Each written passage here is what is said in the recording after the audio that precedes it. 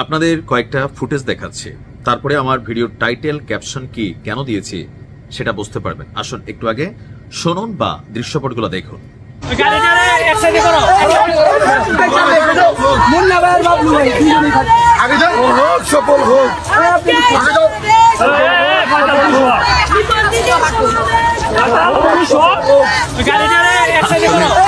দীর্ঘদিনের অভ্যাস তো ভুলতে পারে নাই।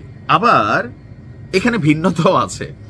আমরা আমাদের রাজনৈতিক দলগুলোর যে কর্মসূচি দেখি, বিশেষ করে মহিলাদেরকে নিয়ে যে কর্মসূচি করা হয়, এনসিপি বলেন, জামাত বলেন, বিএনপি বলেন, আওয়ামী লীগ বলেন, তবে জামাতের সমর্থকরা একটু ভিন্ন, এটা বাস্তব। সেখানে 98% রিয়েল কর্মী পাবেন। আর বাকি দলগুলোর যখন বড় প্রোগ্রাম হয়, এখানে ভাড়া করা মানুষ থাকে।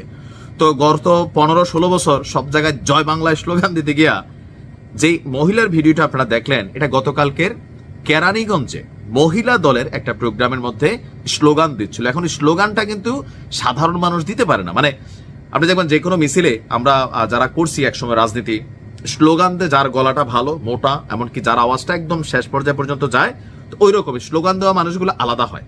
তো যিনি এখানে হয়তো স্লোগান দিচ্ছিলেন, তিনি হচ্ছেন ওই আগে আওয়ামী লীগের মিছিলে যাইতেন, সেখানে জয় বাংলা বলতেন, এখানে ফ্লোতে ফ্লোতে চলে আসছে।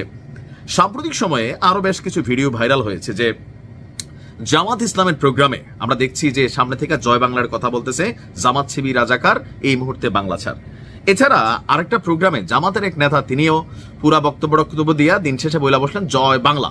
বিএনপির আরো একটা প্রোগ্রামে এরকম দেখা গেছে। এই যে দৃশ্যপটগুলা আসলে কি, আপনি একটু গভীরভাবে ভাবতে হবে।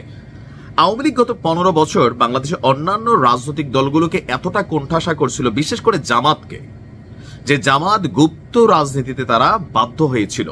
আওয়ামী লীগের ছায়া তলেই তারা কিন্তু আয়সা হাজির হয়েছিল। তো সেখান থেকে যখন সরকার পতন হলো, একে একে সামনে আসলো। এখন তখন তারা এই কাজটা কেন করছে? তাদেরকে কোনো প্ল্যাটফর্ম দেওয়া হয় নাই, প্রকাশ্যে রাজনীতি করার সুযোগ ছিল না। 2-4 জন মানুষ দেখলে, বোরকা পরা মহিলা থাকলো, তাদেরকে তুলে নিয়ে যাওয়া হইতো। ম্যাক্সিমাম সময় পলিটিক্যাল পয়েন্ট অফ ভিউতে হুজুরদেরকে ধরা হইতো। হয়তো তিনি জামাতের রাজনীতি করেন না, তাকে বিভিন্নভাবে টেকটুক দিয়া দমাই রাখা হইতো। তো এই মুহূর্তে আওয়ামী লীগ ঠিক একই অবস্থানে আছে। এজ এ রেজাল্ট তারা বিকল্প হিসাবে বিভিন্ন দলের সাথে কিন্তু মিশে যাচ্ছে। জাতীয় পার্টিতে বড় আকারে মিশতেছে, কিন্তু জামাতের মধ্যে এতদিন যারা ধরেন জামাতের মধ্যে আওয়ামী লীগ ছিল, আওয়ামী লীগে জামাত ছিল, এখন জামাতের মধ্যে আওয়ামী লীগ ঢুকতেছে, বিএনপির মধ্যে আওয়ামী লীগ ঢুকতেছে, যেটা শেখ হাসিনার একটা মেটিকুলাস নির্দেশ যে তোমরা ওইভাবেই তাদেরকে শায়েস্তা করবা যেইভাবে আমার ভিতরে এরা ঢুকে গেছিল। কারণ গতকালকে নীলুফার আপা, যিনি বিএনপির একজন নেত্রী, যদিও তাকে শিবির ক্ষমা চাইতে আলটিমেটাম দিয়েছে। কেন? তিনি বলছিলেন যে আবরার ফাহাদের যে হত্যা, এটা যারা করছে তারা ছাত্র শিবির, কেন? হেলমেট বাহিনী। এমনকি ছাত্রলীগ এখন দাবি করে, বিভিন্ন সময় দেখবেন যে বড় বড় যতগুলো ঘটনা ঘটছে, ছাত্রলীগ যেখানে সমালোচিত হয়েছে, হেলমেট বাহিনী, হাতুড়ি বাহিনী, এগুলা আসলে অনুপ্রবেশকারী যারা আছে তারা বিভিন্ন ঘটনা ঘটাইয়া এই দলটার জনপ্রিয়তা বা এইটা সম্পর্কে মানুষের কাছে নেগেটিভ মেসেজ ক্রিয়েট করছে। And it is a part of meticulous design, দীর্ঘদিনের পরিকল্পনার একটা অংশ হিসেবে এই কাজগুলো করছে।